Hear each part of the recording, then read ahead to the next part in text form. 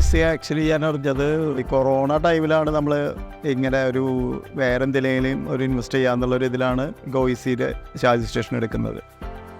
അപ്പോൾ നമുക്ക് ഒരു ഇവിടെ ഒന്നും വണ്ടികളില്ലാത്ത ടൈമിലാണ് നമുക്കൊരു 10-20-22 വണ്ടികൾ വീതം വന്നിരുന്നു. നമ്മൾ ഇതിനെ കുറിച്ചിട്ട് ചെക്ക് ചെയ്യുമ്പോൾ അന്ന് ഗോയ്സി മാത്രമാണ്, ഗോയ്സി അല്ല ശരിക്കും ആസാദ് പവർന്നായിരുന്നു. അവരാണ് പിന്നെ ഗോയ്സി. പക്ഷെ അവരെ ഞാൻ കോൺടാക്ട് ചെയ്തിട്ടുണ്ടായിരുന്നു. പിന്നെ അത് കഴിഞ്ഞ് കുറച്ച് നാൾ കഴിഞ്ഞിട്ടാണ് ഇവിടെ ഇതാക്കിയത്.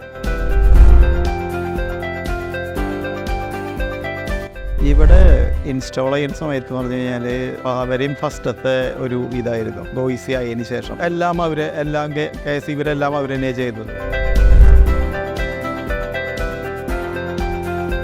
ഇതുവരെ നമുക്കൊരു കംപ്ലൈൻറ്റും അപ്പോൾ തന്നെ എല്ലാം ചെയ്തു തരാറുണ്ട്, ഒരു കുഴപ്പമില്ല. അതുകൊണ്ട് കസ്റ്റമർ സർവീസ് ചെയ്യാറ്, പക്ഷേ എല്ലാം സോർട്ട് ഔട്ട് ചെയ്യാറുണ്ട്, ഒരു കുഴപ്പമില്ല.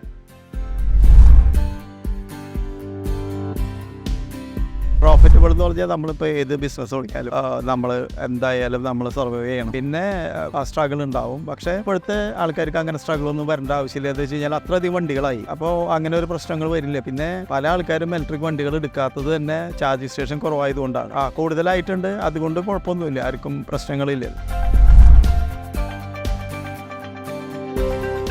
ഇല്ല, എൻ്റെ അഭിപ്രായത്തിൽ അവർ ഫുള്ളി ഇത് മേടിക്കണ്ടേ. ഇതിപ്പോൾ എന്ന് പറഞ്ഞു കഴിഞ്ഞാൽ നമുക്ക് ഒരു ശമ്പളക്കാരൻ്റെ വേറൊരാളുടെ ആവശ്യമില്ല, പ്രോഫിറ്റബിൾ ആണ്. അപ്പോൾ നമ്മൾ വേണ്ടത് നമ്മൾ ഒരു ഇത് തുടങ്ങുമ്പോൾ അതിലേക്ക് മാക്സിമം ബിസിനസ്സും കിട്ടണമെങ്കിൽ ഞാൻ പറഞ്ഞില്ലേ, നമുക്കൊരു കോഫി ഷോപ്പോ അല്ലെങ്കിൽ ഒരു വാഷ്റൂം ഫെസിലിറ്റി അങ്ങനെയുള്ള സ്ഥലങ്ങൾ നോക്കിയിട്ട്, അതുപോലെ പാസേജ് കൂടുതലുള്ള സ്ഥലങ്ങൾ നോക്കിയിട്ട് തുടങ്ങും. അങ്ങനെ തുടങ്ങി കഴിഞ്ഞാൽ പ്രശ്നങ്ങളൊന്നുമില്ല.